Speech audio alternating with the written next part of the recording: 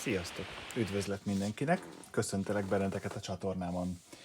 Az előző videóban üzem közben egy ilyen gyors tesztelés alkalmával volt szerencsénk megnézni a Federal Signal SML8-as Signal Master nevezetű készüléket, és most pedig szétszedtem a vezérlő elektronikának a dobozát.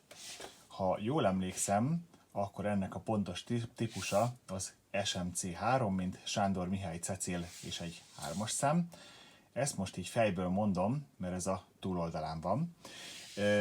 Azért a forrasztási oldalát nézzük ennek az áramkörnek, mert ugye az előző videóban szó volt arról, hogy van ennek a vezérlő elektronikának 2 darab AUX kimenete, amivel 2 külső lámpát tud megvillogtatni, felváltva, tehát jobbal, vagy éppen ahogy az ember elhelyezi ugye ezt a 2 lámpát, lehet akár fönt, lent, vagy tetszés szerint is.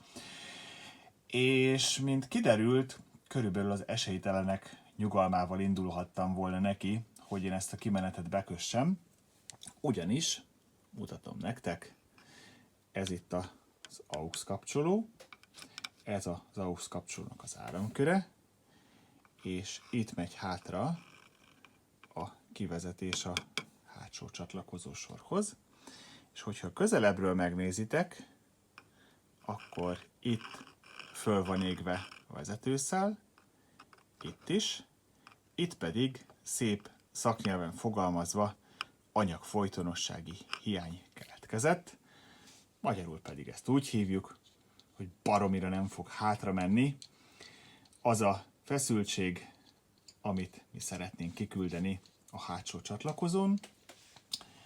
Valószínűleg az illető, aki előzőleg próbálkozott az AUX kivezetésnek a bekötésével, nem olvasta el a használati útmutatót, hogy körülbelül ilyen maximum 100-150 mA az, amit ezek a kis kapcsolók, meg ezek a vékony vezetőszálak elbírnak, sőt, lehet, hogy még annyit sem, de alapvetően az nem probléma, hogyha nincsen meg a leírás, mert akkor az ember belenéz, hogy milyen vezetőfóliák vannak benne, hogyha olyan, mint ez itt hátul, hát akkor simán rákötünk egy 50 wattos égőt, nem lesz probléma, de hát ez itt, na se baj.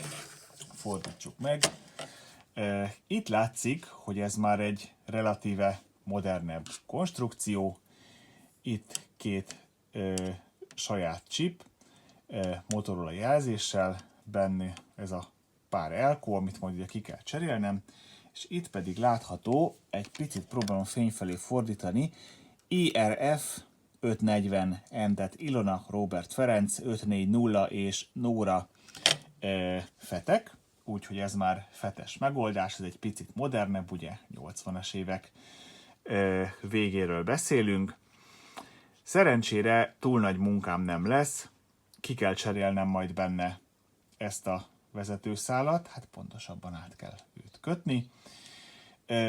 Azt mondja, hogy 1, 2, 3 elkót ki kell benne cserélni, kicsit le kell takarítani a panelt, ennek a kapcsolónak a kontaktusait esetleg meg kell tisztítani, mert ez egy ilyen, mutatom nektek, egy ilyen szabad kapcsoló, tehát ez egy ilyen, próbálok egy kicsit így alá, így a fényben, ez egy ilyen fél Jaxley kapcsoló, ezt úgy kell elképzelni, tehát nem egy teljes kör, hanem egy fél kör, mint látszik, nagyon érdekes konstrukció, ezt még esetleg meg lehet pucolni, és tulajdonképpen akkor ez az eszköz, ez használatra készen is áll, és itt mutatom nektek, hogy igen, ezek a vezetőszálak azok, amik gyakorlatilag már kellően vastagok ahhoz, hogy elbírják a már emlegetett Federal Signal GH22-esnek a teljesítményét.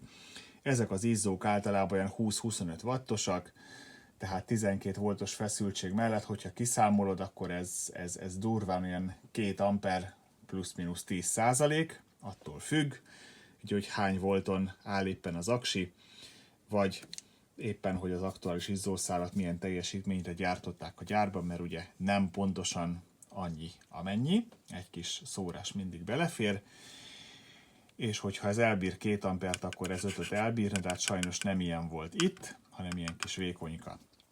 No, úgyhogy az SMC 3-as vezérlő elektronikáról akkor így hirtelenjében ennyit. Elvégzek egy kis javítást rajta, tisztítás, karbantartás, elkócsere, aztán jöhet a következő videó. Köszönöm, hogy megnéztétek, nézzétek meg a többit is. Sziasztok!